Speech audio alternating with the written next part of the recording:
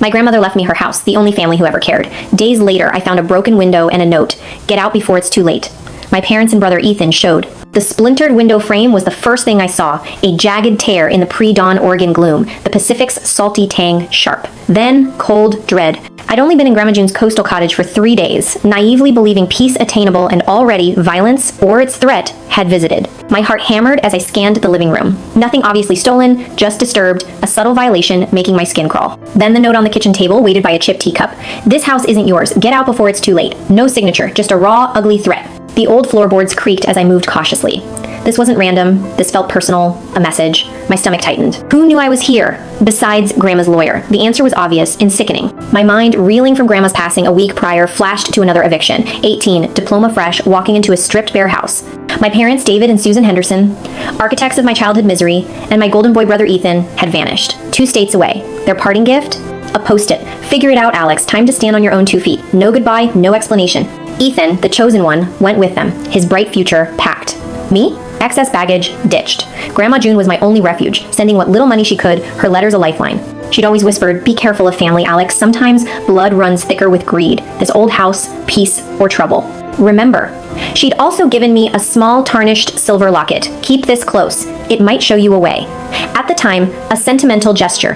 Now, her words, and that locket in my duffel, echoed with chilling prophecy. The timing of this break-in, this threat, was too goddamn convenient. As if summoned by fear, my phone, charging on the counter, rang an unfamiliar number. I hesitated, dread washing over me, before answering. Yeah? The saccharine voice was instantly recognizable. Alex, darling, it's Mom. Susan, her voice dialed up to 11 on fake concern. Oh, Alex, we heard about the break-in. We were so worried. We're actually not too far away, visiting friends. We thought we'd drive over. Not too far away, not for my graduation, not for any birthday in 10 years. 10 brutal years of me busting my ass, building my food truck business, Alex's gourmet grinds, from nothing. But now, Grandma gone, her valuable coastal house mine, suddenly they were not too far away. The lie was blatant. My hand tightened on the phone. The grapevine was probably their own damn reconnaissance. An hour later, their late model sedan pulled up. Out piled the Hendersons. Susan, dabbing dry eyes. David, mask of paternal concern. Shifty eyes casing the joint. Ethan, smug and impeccable. And his wife, Brittany, personality as sharp as her stilettos, scanning the cottage with disdain. Oh, Alex, my poor boy. Mom launched herself at me, a flurry of theatrical sobs. This neighborhood isn't safe. Living all alone. We were beside ourselves. Dad nodded gravely, hand on Ethan's shoulder, excluding me. Your mother's right, son. No place for a single man. Especially now. His gaze flickered to the splintered window, a smug accusation.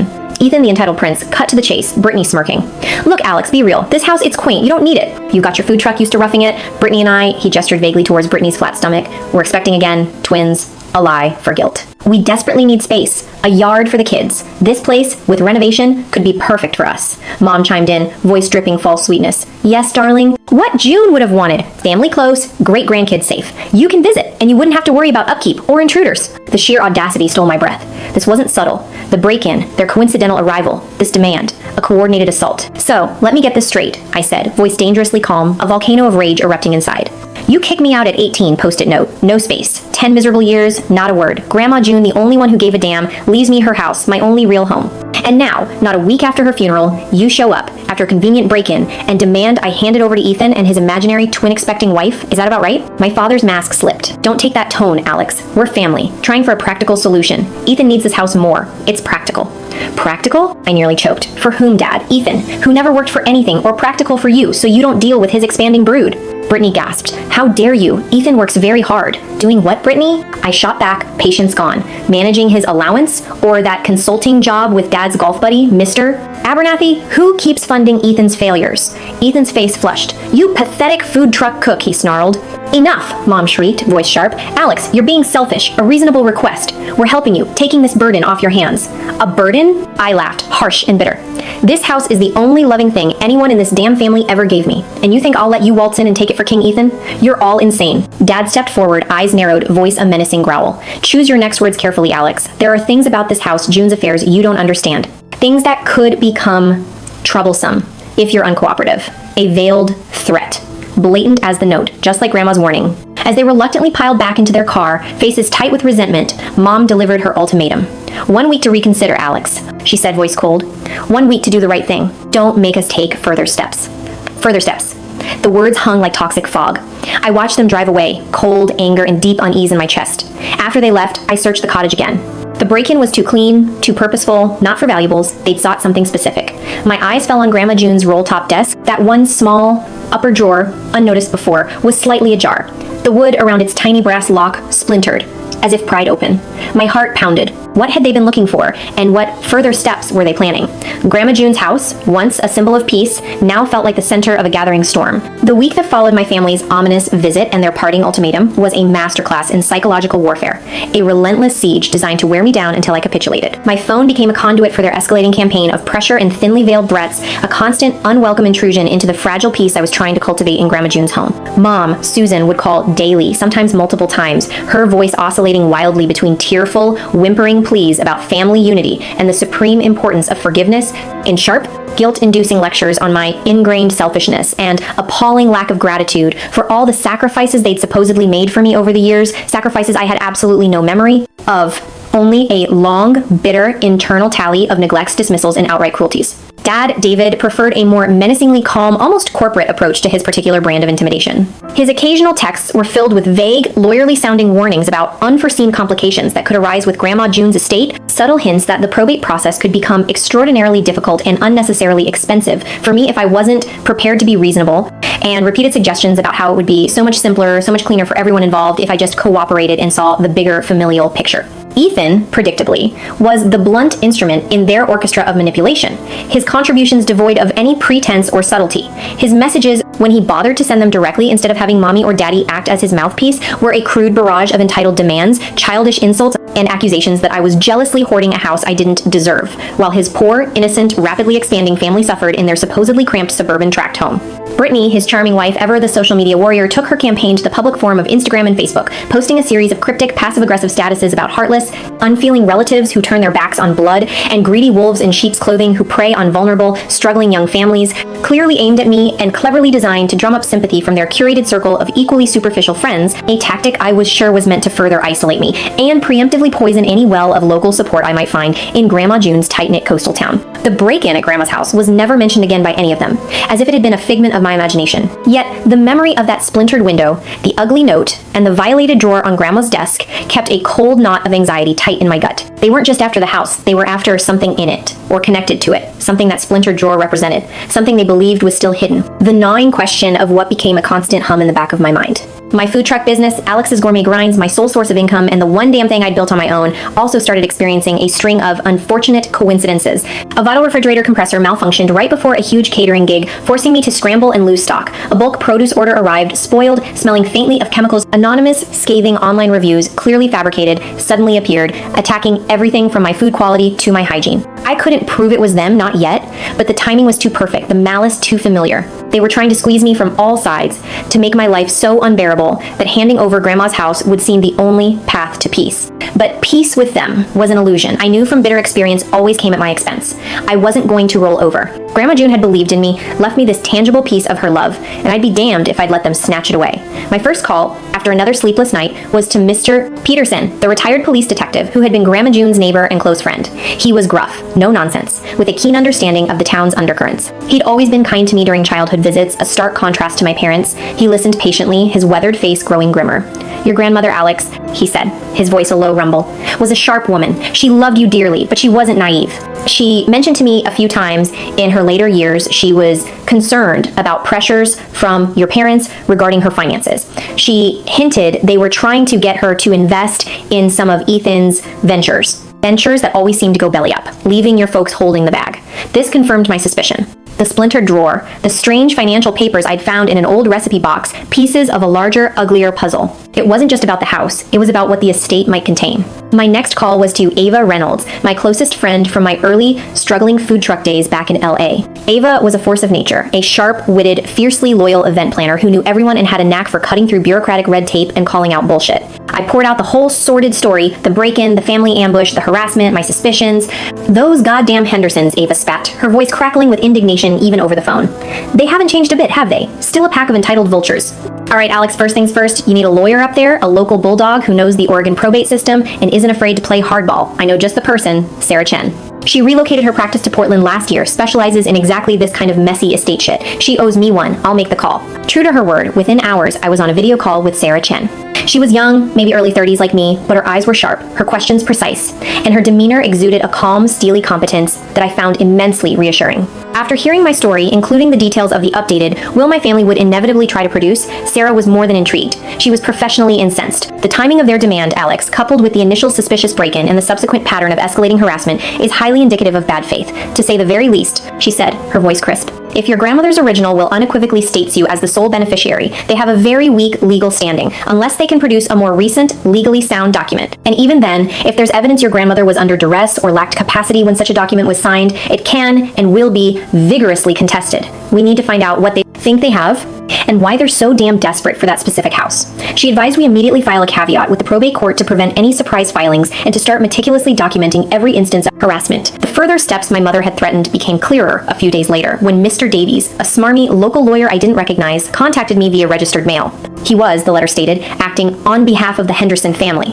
He informed me, in a tone dripping with false sympathy, that an updated and legally binding addendum to Grandma June's will had been discovered amongst her personal effects. This addendum, he claimed, stipulated that while the house was indeed bequeathed to me, it was with the express understanding and legally enforceable condition that it be made available for the immediate and indefinite use of any direct family member in dire need of suitable housing, a clause so vague it was clearly designed to give Ethan carte blanche. Davy suggested a friendly family meeting at his office to discuss the smoothest way to honor June's wishes, which I knew was code for, how quickly can you sign these dubious papers and hand over the keys? Sarah Chen, when I forwarded her the letter, practically snorted. Amateur hour, she muttered. They're trying to get you to implicitly acknowledge this fabricated addendum by even discussing it. Or, better yet, agree to some informal shared living arrangement they can later twist in court. Do not, under any circumstances, meet with them or Davies without me present, and sign nothing. Not even a damn grocery receipt from them. The pressure, however, was relentless. Brittany, Ethan's wife, somehow got my personal cell, a number I guarded closely, making me wonder who the leak was, and bombarded me with tearful, manipulative texts about her innocent children, deserving a stable home, how my selfishness was tearing the family apart, and how Grandma June would be so disappointed. It was a masterclass in gaslighting. Ethan, meanwhile, preferred public humiliation. He accidentally bumped into me at my usual wholesale restaurant supplier, making a loud scene about how I was callously letting a perfectly good family home go to waste while his poor children were cramped. It was a clear, malicious attempt to damage my professional reputation, to paint me as unreasonable to people I did business with. He wanted to make me a pariah, to isolate me until I caved. The stress was a constant, grinding weight, making it hard to focus on my business, hard to even think straight. My small food truck, once a symbol of my independence, now felt like another vulnerability they could exploit. But Grandma June, bless her quiet foresight, had been more prepared for their avarice than I could have imagined. That tarnished old silver locket she'd given me years ago, the one carved with forget-me-nots, held the key. I'd always kept it, a link to the only unconditional love I'd known. Frustrated and besieged after Ethan's stunt, I'd been fiddling with it that evening. The main clasp, old and worn, suddenly gave way in a new spot, a tiny, almost invisible seam, revealing a minuscule secondary compartment. My breath caught. Inside, folded into an impossibly small square, was a thin strip of microfilm. It felt like something from an old spy movie. Mr. Peterson, with his decades of police connections, knew a retired forensics tech with a working, albeit ancient, microfilm reader. What we found on that strip later that night, hunched over the glowing screen in Mr. Peterson's study, was a bombshell. It was a meticulously kept log in Grandma June's distinctive handwriting, detailing years of financial loans, her quotation marks to my parents and Ethan, loans never repaid. More damningly, it included photocopies of promissory notes they'd signed and a heartbreaking series of increasingly desperate letters from Grandma, begging them, especially Ethan, to stop pressuring her to invest her meager savings in his harebrained schemes she clearly saw as foolish and likely fraudulent. There were also her private notes detailing conversations where they'd relentlessly tried to bully her into changing her will in Ethan's favor, and her firm refusals. And then, the kicker. A digitally scanned, crystal clear copy of her original notarized will, explicitly leaving the coastal cottage and her modest savings entirely to me, Alex Henderson. This will was dated just 6 months before her death. Accompanying it, like a final shield, was a handwritten addendum, penned in her shaky but determined hand, witnessed by both Miss Peterson and another trusted friend, a retired school teacher named Mrs. Albright, stating unequivocally that any subsequent will or codicil produced after that date, particularly one naming any other Henderson as a primary beneficiary, should be considered null and void, having almost certainly been obtained under duress or deception. She had known. She had anticipated their boundless greed. She had, in her own quiet way, tried to protect me even from beyond beyond the grave. The relief that washed over me was immense, quickly followed by a fresh surge of anger at their calculated cruelty. Armed with this irrefutable evidence, Sarah Chen drafted a blistering cease and desist letter to Mr. Davies, with certified copies to my parents and Ethan. It meticulously outlined their harassment, referenced the damning evidence of their financial exploitation of Grandma June, and stated in no uncertain terms that any attempt to enforce the fraudulent addendum or further interfere with my inheritance would be met with the full force of the law, including potential criminal charges for elder financial abuse and fraud. We also, at Ms. Peterson's astute suggestion, included a carefully worded hint that we were now fully aware of Ethan's less-than-legal business ventures and the unsavory characters he might be involved with. A shot across their bow, designed to let them know we understood the true, desperate source of their sudden interest in Grandma's estate. The reaction was immediate, but not what I'd hoped. Instead of backing down, they doubled down, lashing out in a new, more insidious way. A few days after Davies received our letter, I got an official, chilling call from Adult Protective Services. An anonymous but clearly not so anonymous complaint had been filed against me. It alleged, in lurid detail, that I had unduly influenced my frail grandmother in her final months, isolating her from her loving family and coercing her into changing her will. The complaint even despicably hinted at possible neglect. It was a vile, disgusting tactic orchestrated by my parents, designed to discredit me, to tie me up in legal and emotional knots, and to paint me as the villain. The audacity was breathtaking. They were weaponizing the very system designed to protect the vulnerable against me, the true victim of their lifelong campaign of manipulation. The battle for Grandma June's house, I realized with a grim, hardening resolve, wasn't just about property. It was about truth, justice, and finally, definitively ending their toxic reign over my life. And I was ready for war. The call from Adult Protective Services, that despicable, calculated low blow, hit me like a physical punch to the gut, knocking the air from my lungs and leaving me momentarily breathless with a rage so pure it was almost paralyzing. To have them twist my grief for Grandma June, her final loving act of leaving me her home, into a vile public accusation of elder abuse and undue influence, it was a level of depravity, of sheer, unadulterated malice, that left me momentarily speechless, reeling from the audacity of their cruelty. But the shock, the initial wave of nauseating disbelief, quickly morphed into a cold, hard, diamond-edged fury. They weren't just trying to steal a house anymore, a physical structure of wood and nails and faded wallpaper. They were actively, maliciously trying to steal my character, my integrity, to obliterate any shred of legitimacy I had, to poison the memory of the one person in my goddamn life who had ever shown me genuine, unconditional, unwavering love. Sarah Chen, my lawyer, was predictably and righteously furious when I relayed the news of the APS complaint, but her anger, unlike mine, was tempered by a steely, pragmatic, and immediate resolve. This is a classic, if particularly loathsome and desperate, smear tactic, Alex, she said, her voice tight with controlled indignation over the phone, a dangerous calm before her own legal storm. They're desperate. They know our evidence regarding Grandma June's true will and their financial exploitation of her is irrefutable, so they're trying to bog you down in a collateral attack, to discredit you as a person, to paint you as the abuser, before any legal proceedings regarding the estate itself can gain significant traction in probate court. It's a transparent, disgusting ploy designed to drain your resources, your emotional energy, and ultimately, your will to fight. She paused, and I could almost hear the gears turning in her sharp legal mind. We need to cooperate fully and transparently with APS, Alex, immediately. We will provide them with every single piece of evidence we have. Grandma June's meticulously kept handwritten log from the microfilm, her properly witnessed original will, and her subsequent legally sound addendum that explicitly nullifies any later documents. Will include Mr. Peterson's sworn affidavit regarding her clear state of mind, her fierce independence, and her repeatedly expressed fears about your parents' greed and Ethan's recklessness. We need to demonstrate, unequivocally and beyond any shadow of a doubt, that this is a baseless, retaliatory, and frankly, perjurious complaint born entirely from their frustrated avarice and nothing more. The Adult Protective Services investigation, as Sarah had predicted, was undeniably stressful and deeply invasive. It involved several long, uncomfortable interviews where I had to recount in painful detail my entire dysfunctional family history and my loving, protective relationship with Grandma June. It involved intrusive requests for my financial records, my work schedule, even contact information for friends like Ava who could vouch for my character. And it involved the constant gnawing anxiety of having my grief, my integrity, and my entire relationship with my beloved grandmother scrutinized under a harsh, unforgiving microscope of official suspicion.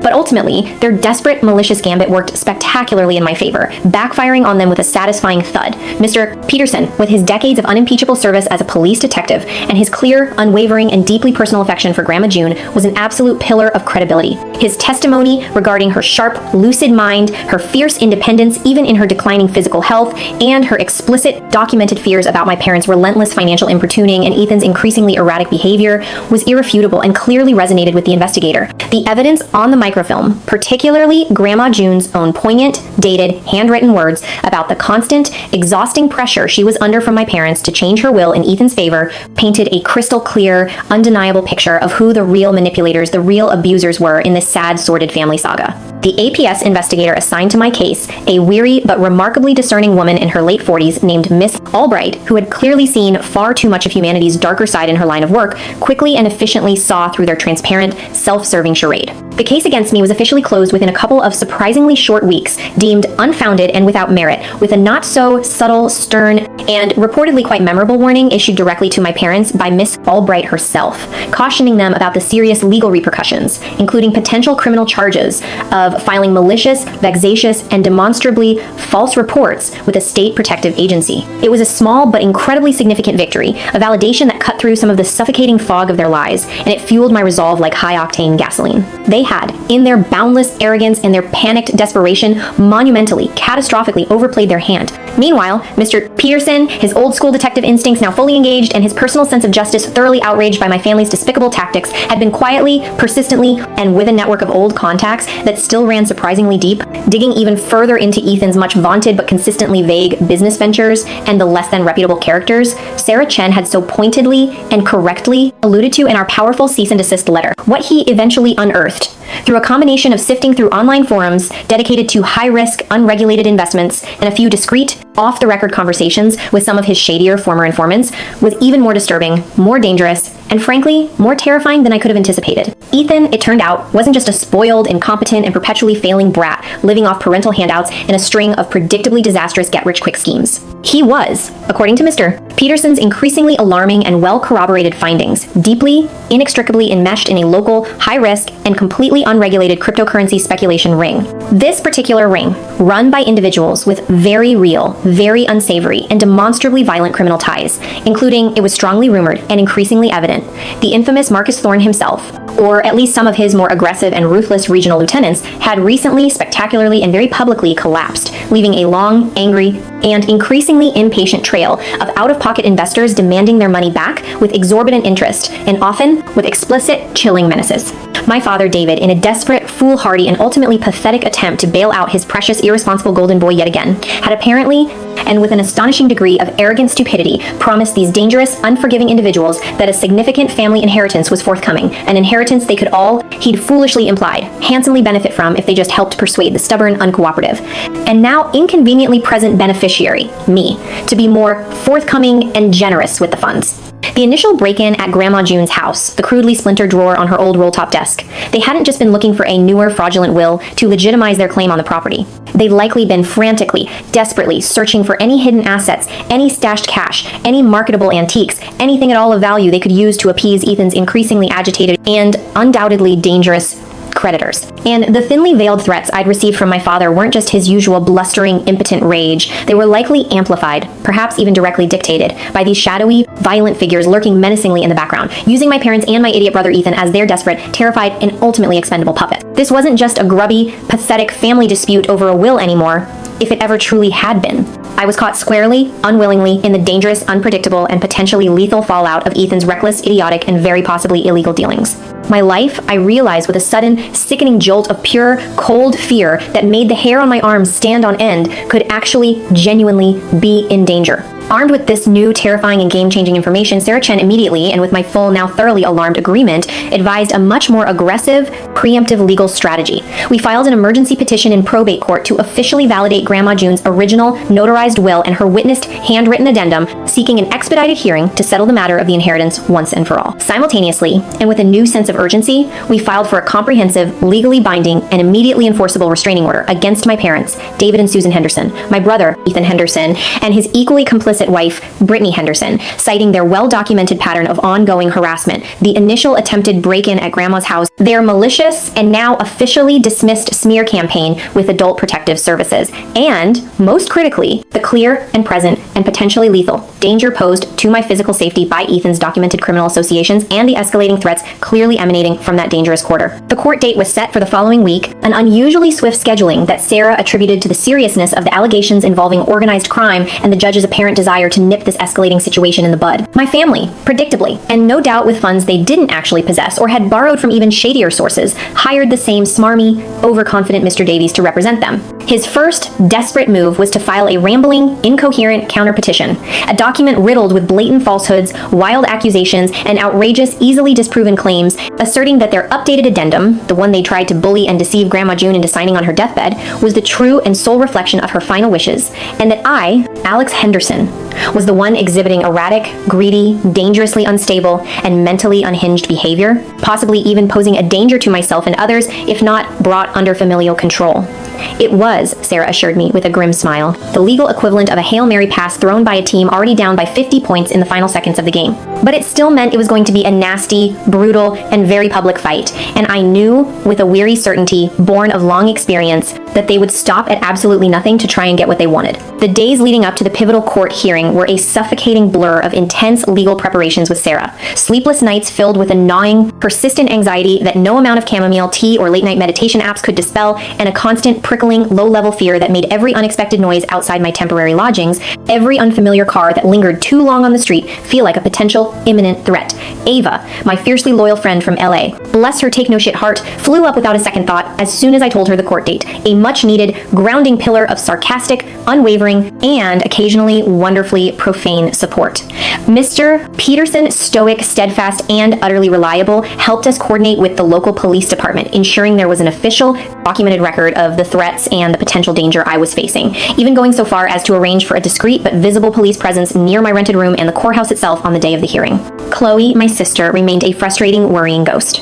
After her tearful, desperate confession in the park about Thorne and the ledger, a confession I now replayed in my mind, searching for any hint of duplicity I might have missed in my emotional state, she'd vanished again, her burner phone disconnected, no forwarding address, no way to reach her. I didn't know if she was terrified into silence by her parents or Thorne's people, if she'd been strong-armed or manipulated back into the toxic family fold, or worse, if her entire confession had been a calculated performance, another layer of their deceit, designed to lull me into a false sense of security or to gather intelligence. The uncertainty about her true allegiance, her ultimate loyalties, gnawed at me almost as much as the direct threats from my parents and Ethan's shadowy, violent creditors. The courtroom on the day of the hearing was small, stuffy, overcrowded, and packed with a palpable, suffocating tension so thick you could practically chew on it and taste the collective fear and animosity. My parents sat ramrod straight, almost vibrating with suppressed rage and feigned indignation, at the opposing table with a visibly sweating, pasty-faced Ethan and a sneering, contemptuous Brittany, all four of them attempting and failing miserably to project an aura of aggrieved, sorrowful, and unjustly accused innocence. Davies, their lawyer, was all smooth, reptilian confidence and oily, insincere, patronizing charm, at least until Sarah Chen began to speak and systematically dismantle his tissue of lies. The hearing began with Davies presenting their flimsy, easily dismantled case, or rather their carefully constructed, demonstrably false fiction. He painted a ludicrous, almost laughable picture of Grandma June as a confused, easily manipulated, and mentally failing elderly woman in her final declining days, tragically swayed by her scheming, opportunistic, and financially desperate grandson, me, naturally, the designated villain of their pathetic melodrama. And how my parents and Ethan, her truly devoted, selfless, and heartbroken family, were merely altruistically, and with great personal sacrifice and emotional distress, trying to uphold her true, deeply considered final wishes as supposedly expressed in their newly discovered, entirely legitimate, and legally sound addendum. He even had the unmitigated, shameless audacity to suggest, without a shred of supporting evidence, that my modest but successful food truck business was actually failing miserably, and that I was a desperate, cynical gold digger, callously trying to leech off my sainted, departed grandmother's hard-earned, and, as he put it, surprisingly substantial estate. When it was Sarah Chen's turn to address the court, she was an absolute force of nature, a legal warrior in a perfectly tailored, no-nonsense charcoal suit. Calmly, methodically, with the precision of a master surgeon dissecting a diseased, cancerous organ, she dismantled their entire, rotten, fabricated narrative, piece by damning, irrefutable piece. She presented Grandma June's meticulously kept microfilm log, her increasingly desperate pleading handwritten letters, the properly notarized ironclad original will, and the witnessed, legally sound handwritten addendum that explicitly, unequivocally voided any subsequent changes made under suspicious or coercive circumstances. She then called Mr. Peterson to the stand. His heartfelt, credible, and deeply moving testimony about June's consistently sharp mind, her unwavering, fierce, and often expressed love for me, her chosen grandson, and her explicit, documented fears about my parents' relentless financial greed, and Ethan's reckless, irresponsible behavior visibly moved the no-nonsense, experienced judge. Then Sarah, with a dramatic flair that would have made a Broadway director weep with envy, dropped the bombshell. She introduced the carefully corroborated, deeply disturbing evidence of Ethan's deep, undeniable involvement in the recently collapsed illicit cryptocurrency speculation ring, complete with names, dates, incriminating transaction records, and the dangerous, criminally connected individuals, including the notorious Marcus Thorne, to whom he now owed vast, unpayable sums of money. She powerfully, persuasively, and chillingly suggested that their family's sudden, desperate, and patently illegal attempts to get their hands on Grandma June's modest house were not, as they so piously claimed, about fulfilling some fabricated family need or honoring some imaginary deathbed wish, but were in fact entirely and solely about staving off violent, potentially lethal, retribution from Ethan's furious and undoubtedly dangerous creditors. My father blanched, his face turning a pasty, unhealthy, almost translucent gray, his carefully constructed composure shattering. Ethan looked like he was about to physically throw up all over Mr. Davies' expensive polished Italian leather shoes. Brittany's perfectly applied, mask-like makeup couldn't hide the brief, ugly, involuntary sneer of pure, unadulterated panic that twisted her usually smug, contemptuous features. Davies tried desperately to object, to bluster, to discredit Sarah's explosive evidence as mere hearsay and unsubstantiated, slanderous rumor. But Sarah was relentless, a shark that had scented blood in the water and was now closing in for the kill. She coolly, calmly presented further, irrefutable evidence of their systematic, malicious harassment campaign against me.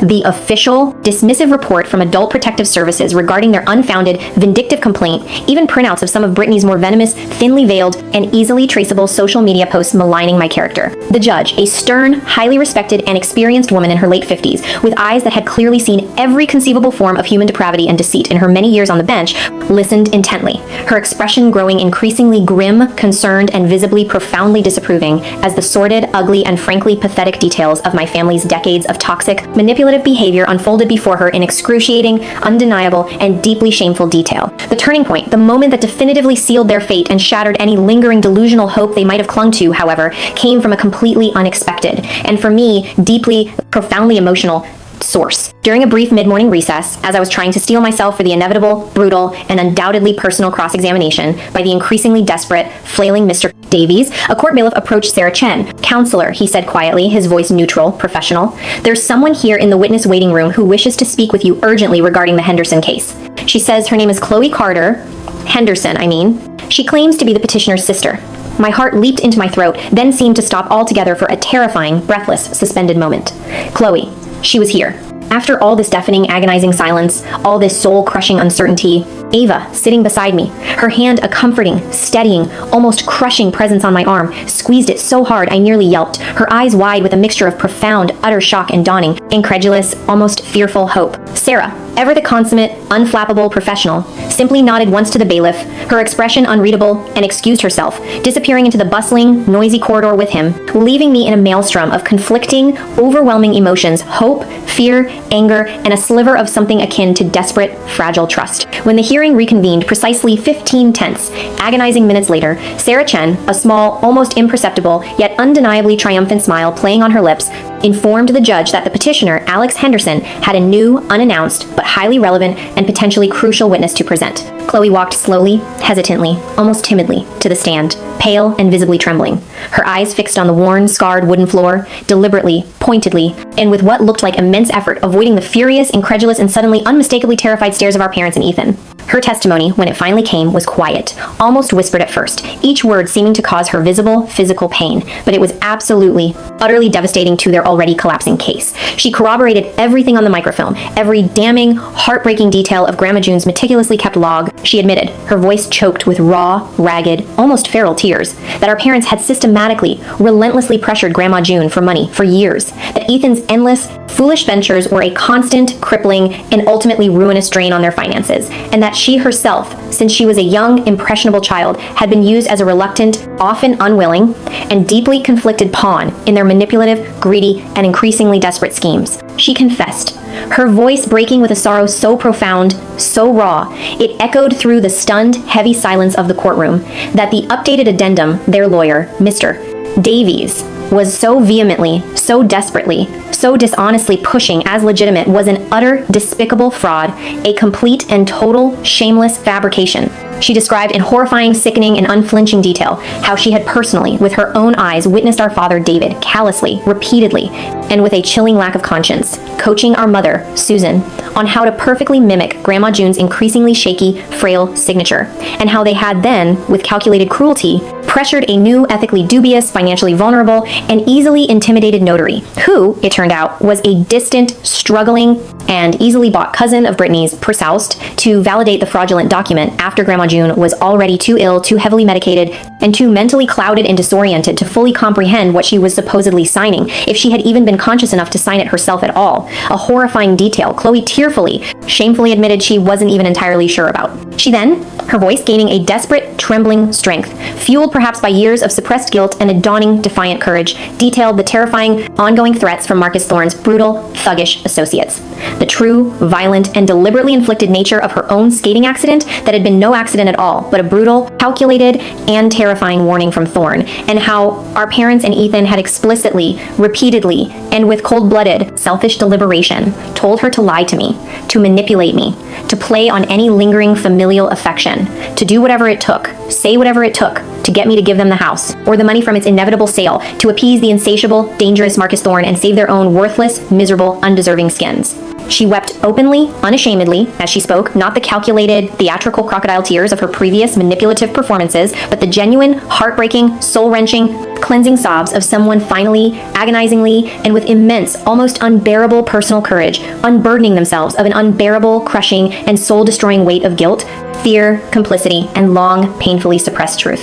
The courtroom was stunned into an absolute pin-drop, almost reverent silence. My parents and Ethan looked as if they'd been physically poleaxed, struck dumb, their faces grotesque, slack-jawed masks of disbelief, dawning, abject horror, and the utter, soul-crushing terror of cornered, exposed rats. Brittany was staring at Chloe, her former sister-in-law and supposed friend, with a look of pure, unadulterated, murderous hatred, her perfectly painted lips drawn back in a silent, venomous snarl. Davies, their once smug, condescending, and overly confident lawyer, was frantically, uselessly shuffling his now worthless, incriminating papers, his smooth, professional facade completely, irrevocably shattered, his face ashen, clammy, and beaded with nervous sweat. The judge's ruling, when it came after a commendably brief, almost perfunctory deliberation, was swift, brutal, and utterly, beautifully decisive. She declared Grandma June's original, properly executed will, the one leaving her house and modest savings entirely and solely to me, Alex Henderson, as the one and only valid and legally binding document. The Henderson family's so-called updated addendum was summarily, contemptuously, and with a clear judicial rebuke, thrown out, officially and permanently declared fraudulent. She then, to my profound relief and immense gratitude, granted my request for a permanent, comprehensive, and immediately enforceable restraining order against David, Susan, Ethan, and Brittany Henderson, citing a clear, undeniable, and deeply disturbing pattern of harassment, intimidation, and potential, if not actual, endangerment. Furthermore, and this was the blow that truly, finally, and deservedly broke them, she formally and with visible, unconcealed judicial disgust referred the voluminous, damning evidence of potential elder financial abuse, conspiracy to commit fraud, the uttering of a forged document, and Ethan's deeply concerning, well-documented connections to illegal financial schemes in known organized crime figures to the district attorney's office for immediate, comprehensive, and potentially far-reaching criminal investigation. As we left the courthouse a short time later, blinking in the sudden, bright, almost painfully cleansing Oregon sunlight, I felt a profound, almost physical weight, one I hadn't even fully realized I'd been carrying like a crushing, invisible burden for most of my goddamn life, lift decisively from my shoulders. It wasn't just about the house anymore, not really. It was about the truth. The ugly, messy, painful, but ultimately powerfully liberating truth, finally, blessedly, and very, very publicly coming to light. My parents and Ethan were immediately hemmed in, almost mobbed, at the courthouse lobby by a surprisingly aggressive, well-informed scrum of local newspaper and television reporters. A development Mr. Peterson, with a discreet, almost imperceptible, and deeply satisfied smile, later admitted to having quietly, strategically, and with great pleasure tipped off. Their faces, caught in the harsh, unforgiving glare of flashing cameras and thrusting, insistent microphones, were a grotesque, almost comical, and deeply satisfying mixture of profound shock, utter, public humiliation, and dawning. Abject horror as pointed, accusatory, and deeply uncomfortable questions were shouted at them from all sides. Brittany, ever the consummate shameless performer, immediately burst into a fresh torrent of loud, theatrical, and entirely unconvincing tears, hysterically claiming she was the innocent, unsuspecting, and tragically wronged victim in all of this sordid, unfortunate, and entirely unforeseeable mess. Chloe stood apart from them, near the imposing courthouse exit, looking small, fragile, and utterly, completely exhausted, but also, for the very first time since I'd known her as an adult, a little bit tentatively, blessedly, and beautifully free. I walked over to her, my own emotions a tangled, confusing mess of relief, sorrow, and a strange, unexpected flicker of something akin to hope. There were no easy words, no simple, comforting platitudes that could magically bridge the vast, desolate, war-torn chasm of years and lies and unforgivable betrayals that still stretched, wide and deep, in between us. "Thank you," I said simply, the two words feeling woefully, laughably inadequate, but deeply, profoundly, and utterly sincere. She nodded. Fresh tears, quieter this time, gentler, still streaming down her pale, tired face, but these felt different somehow, cleansed of the old manipulations, the old fears, the old coercions. "I'm so sorry, Alex," she whispered, her voice raspy, broken, almost inaudible. "For everything. For all of it. I should have done this years ago. So many years ago. I should have been stronger. For you. For Grandma June." "You did it now, Chloe," I said, and I truly, deeply, with every fiber of my being, meant it. That's what matters now. Our relationship, if we were ever to truly authentically rebuild one from these smoldering ruins, would be a long, arduous, and incredibly complicated road, undoubtedly filled with treacherous, hidden landmines of past hurts, lingering resentments, and bitter, painful betrayals. But for the very first time in our adult lives, there was a flicker, a tiny, hesitant, almost imperceptible spark of something that wasn't built on a rotten foundation of lies, deceit, and corrosive, soul-destroying manipulation. There was at least a fragile, tentative chance. Ava, my rock, my L.A. lifeline. Through a supportive, exuberant arm around my shoulders, her usual sarcastic, world-weary grin softened by a genuine, fierce, almost maternal warmth that brought an unexpected, embarrassing lump to my own throat. "Well, Chef Alex," she said, her voice filled with a vibrant, infectious, and deeply felt pride that made my own eyes sting a little. "Looks like you got your house, and a hell of a lot more besides. Justice, truth, and a sister who finally, bless her terrified heart, found her goddamn spine. Not a bad haul for a week's work, my friend. Not bad at all. Now, what do you say we go find the best damn Dungeness crab in this entire godforsaken, drama-filled, but ultimately rather beautiful coastal town? My treat. You've more than earned it, Alex. You've earned every damn bit of it." As we walked away, leaving the Henderson family to finally, deservedly, and very, very publicly face the cacophonous, damning, and long overdue music of their own destructive, selfish, and ultimately self-defeating making, I felt a quiet, profound, and deeply unfamiliar sense of peace. A peace I hadn't felt in years, if ever, settle over me like a warm, comforting, and much-needed blanket. Grandma June's legacy, I finally, truly, and with a clarity that was almost blinding, understood wasn't just a little paint-peeled, lavender-scented house by the vast, restless, and eternally beautiful sea. It was the enduring, unshakable, and indomitable strength to fight for what was right, what was true.